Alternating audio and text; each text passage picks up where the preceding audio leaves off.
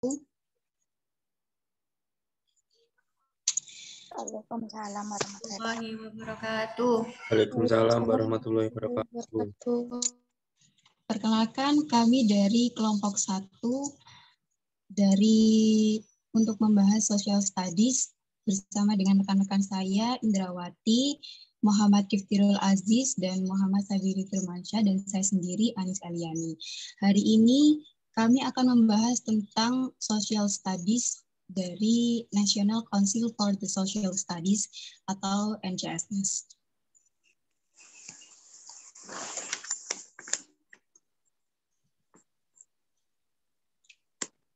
Silakan teman-teman dari kelompok 1 untuk disajikan dari hakikat yang pertama, hakikat social studies.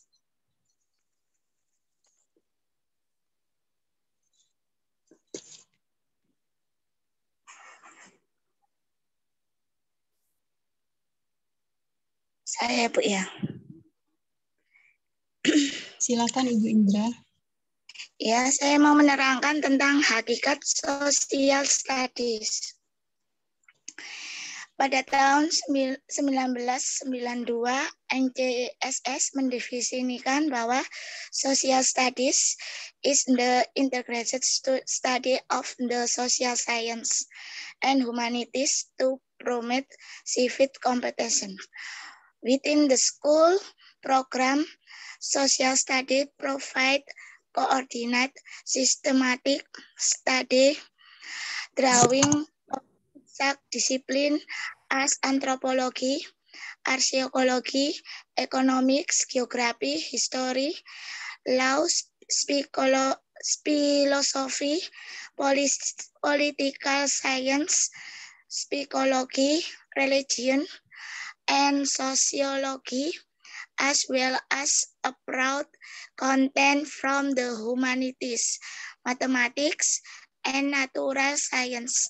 The primary purpose of social study is to help young people develop the ability to make informed and rational decisions for the public goods as citizens of a culturally diverse, democratic society in an interdependent world.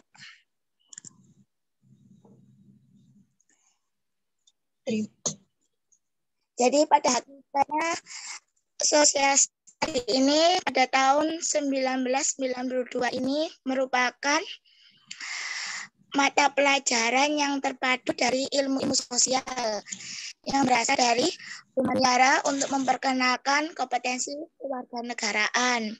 Dalam program sekolah ini, social study juga menyediakan studi terkoordinasi dan sistematis yang mengacu pada disiplin ilmu seperti antropologi, arkeologi, ekonomi, geografi, sejarah, hukum, filsafat, ilmu politik, psikologi, agama, dan sosiologi, serta konten yang sesuai dari humaniora, matematika, dan ilmu alam. Adapun tujuan dari social study ini adalah untuk membantu pelajar mengembangkan kemampuannya untuk membuat keputusan yang bermakna dan beralasan untuk kepentingan publik sebagai warga dari masyarakat demokratis yang beragam, saling bergantung.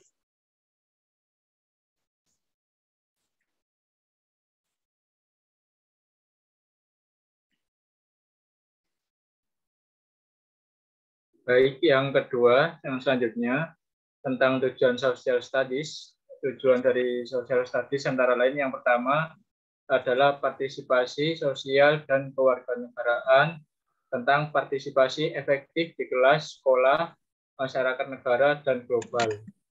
Yang kedua, sumbernya pengetahuan, sejarah, ilmu sosial, dan humaniora. Yang ketiga, partisipasi personal atau sosial. Yang keempat, mendapatkan keterampilan dan berpikir kritis dan kreatif.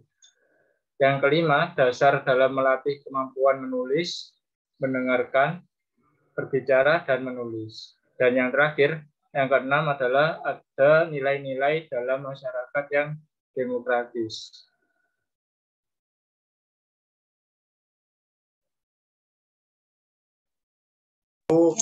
Selanjutnya yaitu ada 10 tema yang diangkat dalam social studies. Yang pertama yaitu culture atau kebudayaan. Yang kedua ada time, continuity, and change. Yang ketiga ada people, place, and environment. Yang keempat ada individual development and identity. Yang kelima ada individual, groups, and institution. Yang keenam ada power, authority, and governance. Yang ketujuh ada production, distribution, and consumption. Yang kedelapan ada science, technology, and society. Yang kesembilan ada global connection. Dan yang terakhir ada civic ideal and practice.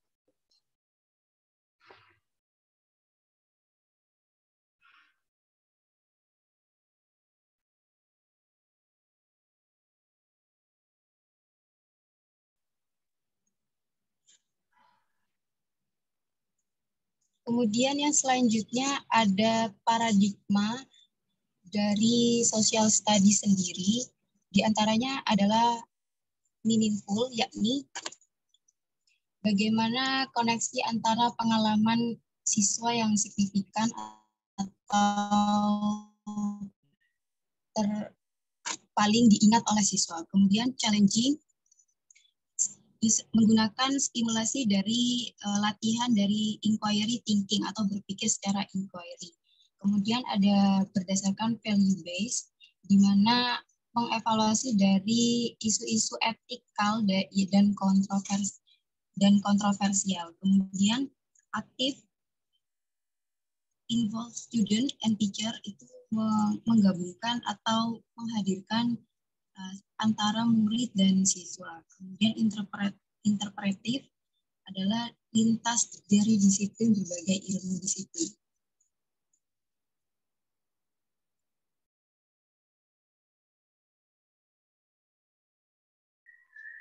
Selanjutnya ada pembahasan social studies dalam tingkatan kelas. Yang pertama dari kindergarten atau dari TK. Yang bisa diajarkan di level TK itu adalah self, family, and school, diri sendiri, keluarga, dan sekolah. Kemudian di second grade-nya, kelas 2, bisa diajarkan dengan lingkungan sekitar. Kemudian kelas 3 itu bisa diajarkan tentang communities atau komunitas di sekitar lingkungan siswa. Yang keempat yang kelas 4 bisa diajarkan state history, geographic regions. Jadi sejarah dari state Amerika, kemudian dari geografi region-region atau negara di kabupaten atau daerah-daerah di sekitar United States. Kemudian di kelas 5 bisa diajarkan tentang US history, seringkali di early period atau awal periode Amerika, state, culture, dan geografi, budaya, serta geografi. Kemudian di kelas 6 bisa diajarkan world history dan geografi, sejarah dunia dan geografi. Sama dengan kelas 7 bisa diajarkan sejarah dunia dan geografi. Kemudian di kelas 8 diajarkan sejarah dari Amerika yang sering kali dibahas itu di abad ke-19. Kemudian di kelas 9 bisa diajarkan berbagai variasi seperti kewarganegaraan yang akan berpindah kepada kelas 10.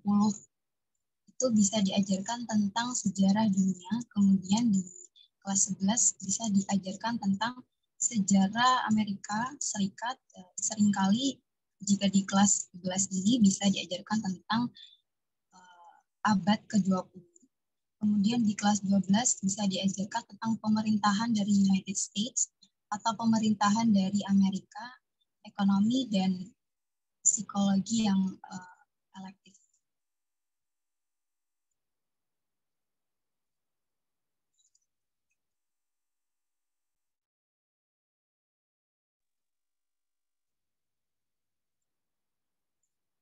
Selanjutnya ada implementasi 10 kajian studi sosial di sekolah. Yang pertama adalah culture. Di guru SD dapat membantu peserta didik untuk memahami dan menerapkan konsep yang umum di masyarakat seperti universal budaya, seperti norma, tradisi, sanksi, lembaga sosial, dan seni. Kemudian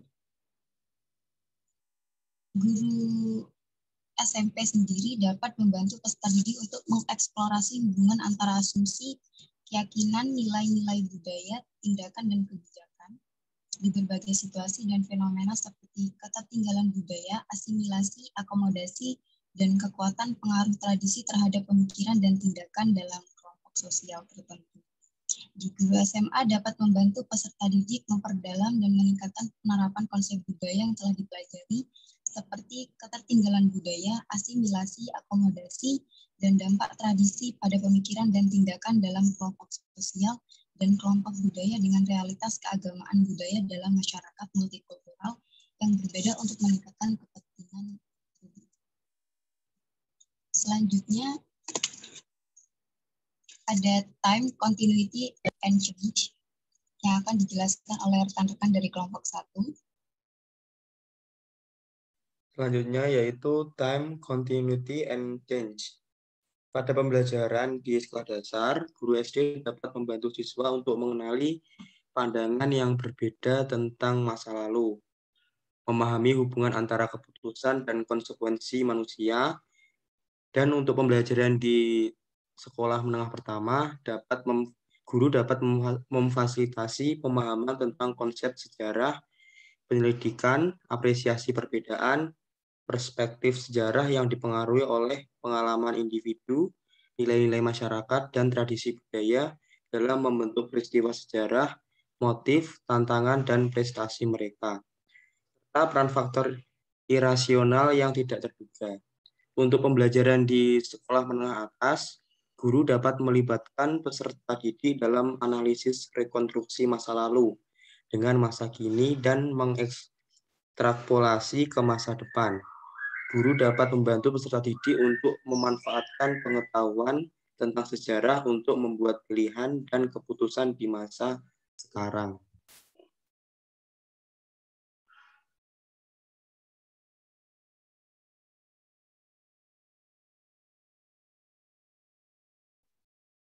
Untuk selanjutnya yang nomor 3, people, place, and environment. Guru SD dapat menggunakan pengalaman pribadi peserta didik untuk membuat mereka merenungkan unsur-unsur di lingkungan mereka, seperti lingkungan fisik dan buatan, untuk perhatian tentang penggunaan dan penyalahgunaan lingkungan. Untuk guru SMP dapat membantu peserta didik menghubungkan pengalaman pribadi mereka dengan kejadian dalam konteks lingkungan lainnya. Guru sekolah menengah atas dapat memfasilitasi pemahaman budaya yang beragam, baik sejarah dan kontemporer, dan membantu pelajar untuk menggunakan konsep geografis untuk memahami koneksi global. Mereka juga dapat membantu pelajar mengenali pentingnya konsep geografis inti untuk analisis isu-isu kebijakan publik dan membantu pelajar untuk mengatasi masalah domestik dan internasional.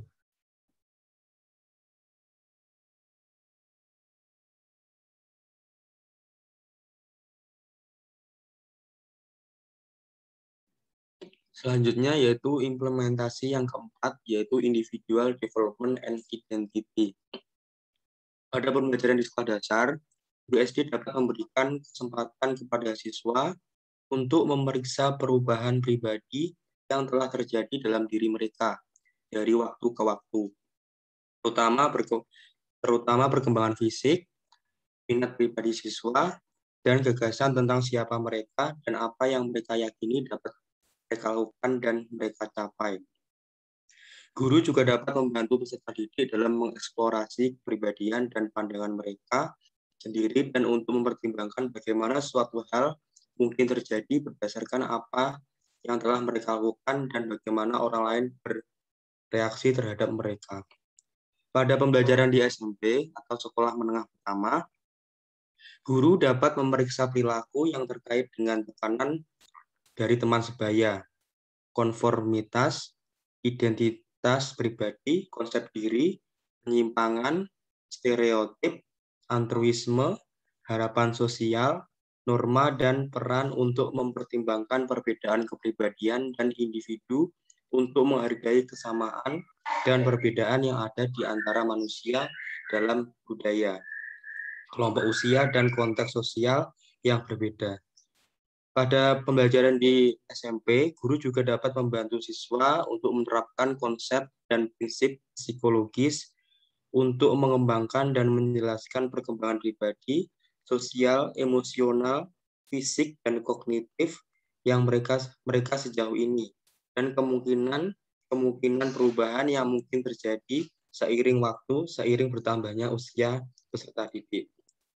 Pada pembelajaran di sekolah menengah atas atau high school, guru SMA dapat memberikan kesempatan kepada peserta didik untuk menilai perbedaan dan kesamaan kepribadian dan individu, untuk mempertimbangkan kemungkinan pengaruh kondisi biologis, sosial, budaya, ekonomi, teman sebaya, dan keluarga pada kepribadian, pemikiran, dan perilaku peserta didik.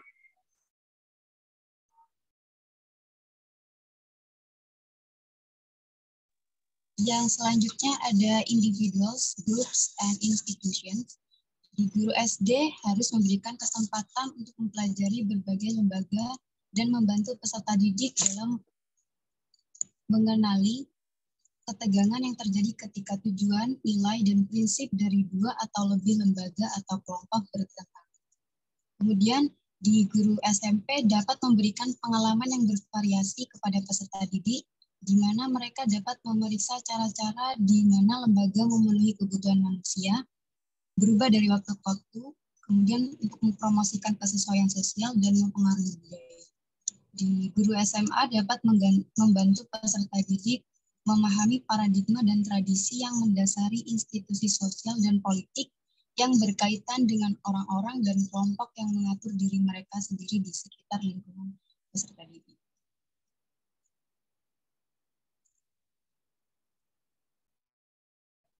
Untuk implementasi yang terakhir, yang keenam, power, authority, and governance. Guru SD dapat membantu eksplorasi mengapa aturan tertentu ada dan apa yang mungkin terjadi jika tidak. Mengapa kepala sekolah, guru, dan orang dewasa lainnya di sekolah memiliki jenis otoritas tertentu, dan bagaimana aturan dibuat di sekolah dan siapa yang menegakkannya. Mereka dapat menyelidiki hak dan tanggung jawab yang berlaku untuk diri mereka sendiri sebagai peserta di sekolah dan komunitas mereka. Untuk di guru SMP dapat mengembangkan komunitas tertentu yang memainkan peran kekuasaan dan otoritas berbeda, dan mereka dapat melibat dalam menegakkan aturan ketika pelanggaran terjadi. Di guru SMA dapat membantu peserta didik mempelajari berbagai sistem yang telah dikembangkan menggunakan kekuasaan dan otoritas dalam proses pemerintahan seperti peran otoritas dalam monarki, kediktatoran, oligarki, dan demokrasi.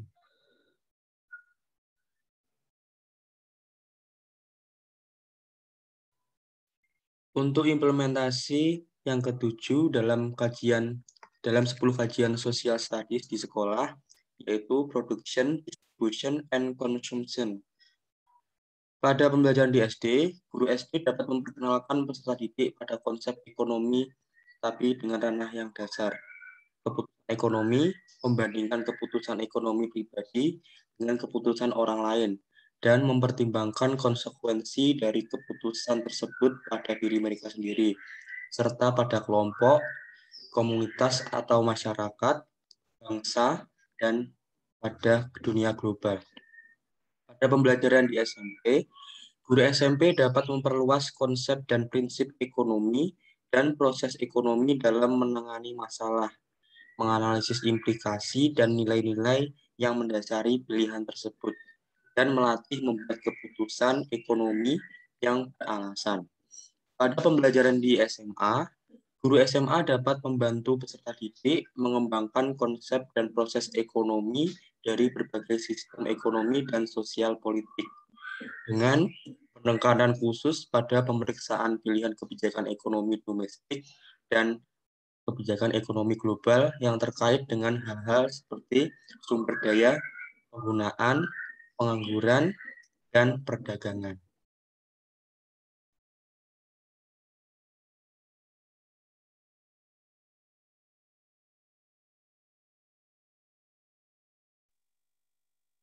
Yang selanjutnya ada implementasi kajian studi sosial sekolah dari kajian Science, Technology, and Society. Guru SD dapat menggunakan pengalaman siswa sendiri dengan sains dan teknologi untuk mengembangkan pemahaman tentang peran sains dan teknologi dalam kehidupan dirinya sendiri dan kehidupan orang lain. Mempertimbangkan bagaimana penemuan telah mengubah jalannya sejarah dan bagaimana masyarakat telah menggunakan teknologi. Mempertimbangkan contoh di mana perubahan nilai, keyakinan, dan sikap telah dihasilkan dari komunikasi dan penerimaan pengetahuan ilmiah dan teknologi untuk melindungi lingkungan dan kebaikan bersama. Guru SMP dapat memperluas pemahaman siswa tentang peran sains dan teknologi yang telah mengubah kehidupan individu dan institusi sosial, serta mengubah persepsi dan kepercayaan orang tentang alam dan dunia sosial. Guru SMP juga dapat meminta peserta didik untuk mempertimbangkan perlunya undang-undang dan kebijakan untuk mengatur kegiatan ilmiah dan aplikasi teknologi. Kemudian guru SMA dapat memberikan kesempatan kepada siswa untuk memperdalam pemahaman mereka tentang peran yang dimainkan sains dan teknologi secara historis dan kontemporer dalam mengubah dunia, masyarakat, dan manusia untuk menghadapi masalah yang melibatkan sains dan teknologi melalui kebijakan untuk mempengaruhi diskusi publik tentang masalah sains dan teknologi atau cara menghadapi perubahan sosial yang dihasilkan dari teknologi baru beserta alternatif yang masuk akal dan etis untuk masalah yang muncul ketika teori, penemuan atau temuan ilmiah dan norma-norma sosial atau keyakinan agama berkonflik.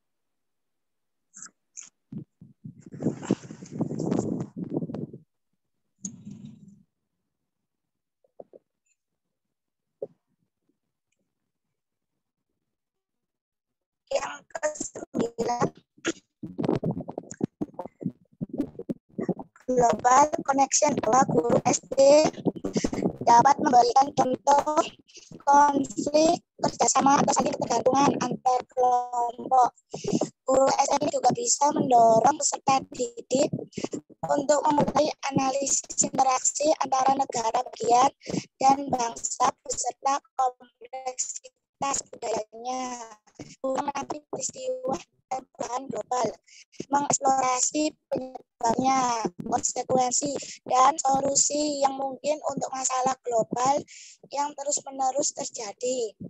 Meminta peserta didik menggambarkan dan menjelaskan berbagai contoh spesifik ketegangan antara kedaulatan nasional dan negara untuk kepentingan global. Guru SMA dapat membantu peserta didik dalam berpikir secara sistematis tentang keputusan, interaksi, dan konsekuensi pribadi, nasional, dan global, termasuk menangani isu-isu kritis seperti perdamaian, hak asasi manusia, perdagangan, dan ekologi global. Merumuskan pernyataan kebijakan yang menunjukkan pemahaman tentang masalah dan konflik yang terkait dengan hak asasi manusia universal atau untuk menggambarkan bagaimana perilaku dan keputusan individu terhubung dengan sistem global.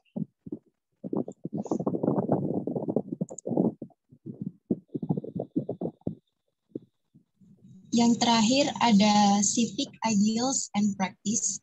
Guru SD dapat melibatkan siswa dalam penetapan aturan kelas, memberikan kesempatan kepada siswa untuk melihat aktivitas kewarganegaraan melalui cerita, drama, komunitas lokal, dan berita terkini. Kemudian untuk guru SMP dapat memberikan berita tentang masalah dan konflik politik lokal dan nasional, kemudian mendiskusikan apa yang terjadi, mengeksplorasi mengapa hal itu terjadi, dan membandingkan gagasan tentang apa yang bisa, sedang, dan harus dilakukan. Kemudian untuk guru SMA dapat membantu peserta didik mengenali hak dan tanggung jawab warga negara dalam mengidentifikasi kebutuhan masyarakat, arah kebijakan publik, dan aktivitas untuk mendukung hak individu dan kebaikan bersama. Selain itu, guru SMA juga dapat memberikan kesempatan kepada peserta didik untuk mengalami partisipasi dalam pelayanan masyarakat dan kegiatan politik untuk mengembangkan keterampilan dalam menggunakan proses demokrasi dan mempengaruhi kebijakan publik. Sekian, terima kasih atas paparan dari kelompok 1.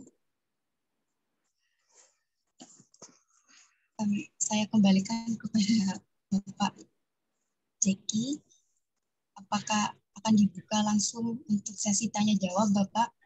Oh iya, bagus ini presentasinya ya. Ini kan sudah berbeda dengan kemarin ya, Anissa. Iya, Bapak. Ini capaian yang luar biasa. Oke, kalau gitu langsung bisa diskusi ya. Terima kasih atas waktunya. Untuk teman-teman sekalian, apakah ada yang ingin ditanyakan tentang materi dari Social Studies kelompok 1? Silakan, bisa di raise hand.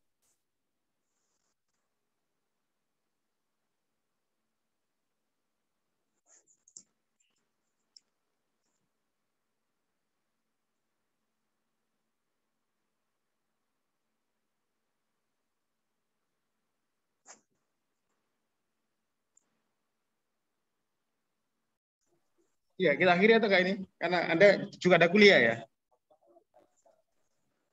Tidak ada kuliah, diganti hari.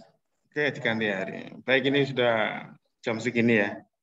Baik, terima kasih ya. Saya sampaikan kelompoknya Mbak Anis, Bu Indra, Mas Abili. Luar biasa ini capaiannya. Terima kasih, Pak. Saya suka dengan hari ini, kelas ini hari ini luar biasa ya.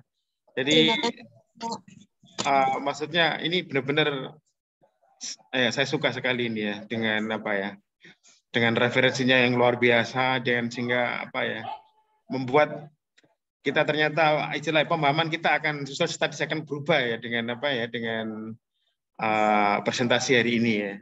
Saya lihat, saya tertarik tadi, saya menikmati dari slide-slide dari awal sampai akhir ya. Ini luar biasa. Jadi saya ingin minggu depan dipertahankan ya kelompok itu. Mungkin itu aja. Terima kasih atas partisipasinya dan saya sampaikan selamat sore dan wassalamualaikum warahmatullahi wabarakatuh. Waalaikumsalam warahmatullahi wabarakatuh. Assalamualaikum warahmatullahi wabarakatuh. Ya, saya akhiri ya. Oke, Pak. Oke.